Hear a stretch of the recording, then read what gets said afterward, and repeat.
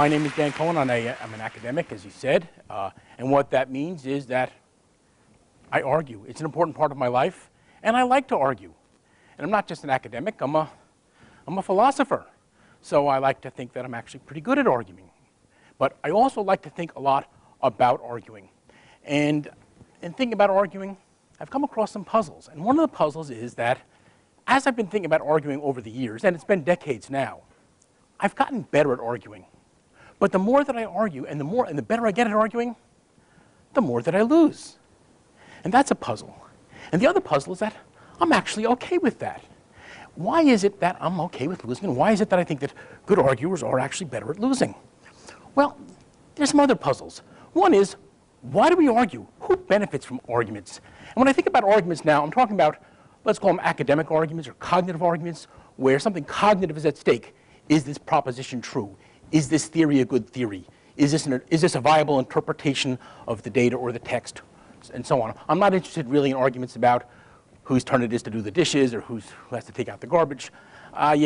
We have those arguments too. I tend to win those arguments because I know the tricks. But those aren't the important arguments. I'm interested in academic arguments today, and here are the things that puzzle me. First, what do good arguers win when they win an argument? What do I win if I convince you that utilitarianism isn't really the right framework for thinking about ethical theories? So what do we win when we win an argument? Even before that, what does it matter to me whether you have this idea that Kant's theory works or Mill's the right ethicist to follow? It's no skin off my back whether you think functionalism is a viable theory of mind. So why do we even try to argue? Why do we try to convince other people to believe things that they don't want to believe? And is that even a nice thing to do? Is that a nice way to treat another human being, try and make them think something they don't want to think? Well, my answer is going to make reference to 3 models for arguments. The first model, let's call this a dialectical model, is that we think of arguments as war, and you know what that's like. There's a lot of screaming and shouting and winning and losing, and that's not really a very helpful model for argument, but it's a pretty common and entrenched model for arguing. But there's a second model for arguing, arguments as proofs.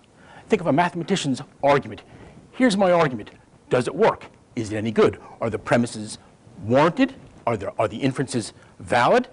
Does the conclusion follow from the premises? No opposition, no adversariality, not necessarily any arguing in the adversarial sense. But there's a third model to keep in mind that I think is going to be very helpful, and that is arguments as performances, arguments in front of an audience. We can think of a politician trying to present a position, trying to convince the audience of something.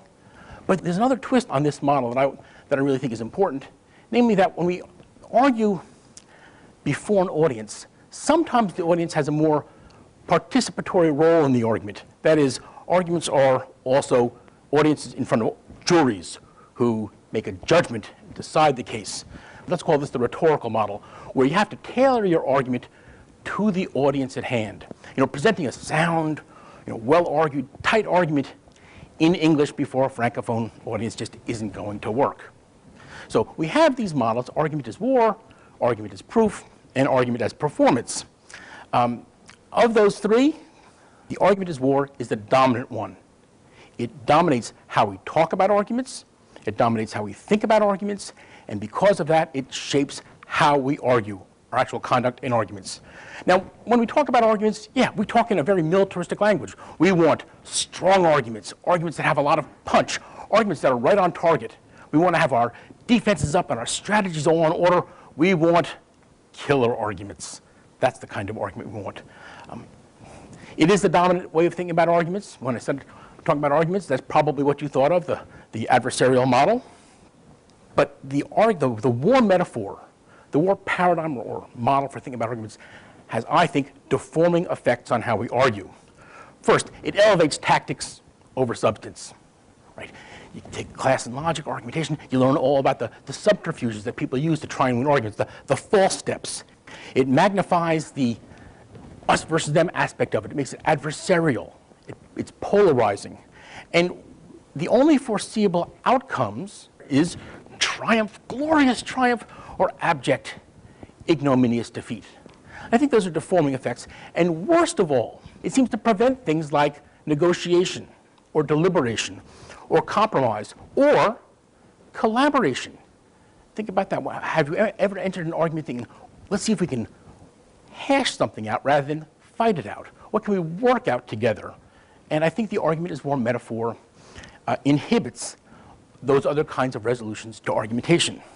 And finally, this is really the worst thing. Arguments don't seem to get us anywhere. They're dead ends. They are, what, roundabouts or traffic jams or gridlock in conversation. We don't get anywhere. Oh, and one more thing, and as an educator, this is the one that really bothers me. If argument is war, then there's an implicit equation of learning with losing. And let me explain what I mean. Suppose you and I have an argument. You believe a proposition, P, and I don't. And I say, well, why do you believe P? And you give me your reasons. And I object and say, well, what about? And you answer my objection. And I have a question, well, what do you mean? How does it apply over here? And you answer my question. Now, suppose at the end of the day, I've objected, I've questioned, I've raised all sorts of counter considerations, and in every case, you've responded to my satisfaction. And so, at the end of the day, I say, you know what? I guess you're right, P. So, I have a new belief. And it's not just any belief, but it's a well-articulated, examined, it's a battle-tested belief. Great cognitive gain. Okay, who won that argument? Well, the war metaphor seems to force us into saying, you won, even though I'm the only one who made any cognitive gain. What did you gain cognitively from convincing me? Sure, you got some pleasure out of it, maybe your ego stroked, maybe you get some professional status in the field, this guy's a good arguer, but cognitively now, just from a cognitive point of view, who was the winner? The war metaphor forces us into thinking that you're the winner and I lost, even though I gained. And there's something wrong with that picture. And that's the picture I really want to change if we can. So, how can we find ways to make arguments yield something positive? What we need is new exit strategies for arguments. But we're not going to have new exit strategies for arguments until we have new entry approaches to arguments. We need to think of new kinds of arguments. In order to do that, well, I don't know how to do that. That's the bad news. The argument is war metaphor is just, it's a monster. It's just taken up habitation in our mind, and there's no magic bullet that's going to kill it. There's no magic wand that's going to make it disappear. I don't have an answer. But I have some suggestions, and here's my suggestion. If we want to think of new kinds of arguments, what we need to do is think of new kinds of arguers. So, try this. Think of all the roles that people play in arguments. There's the proponent and the opponent in an adversarial dialectical argument. There's the audience in rhetorical arguments. There's the reasoner in arguments as proofs.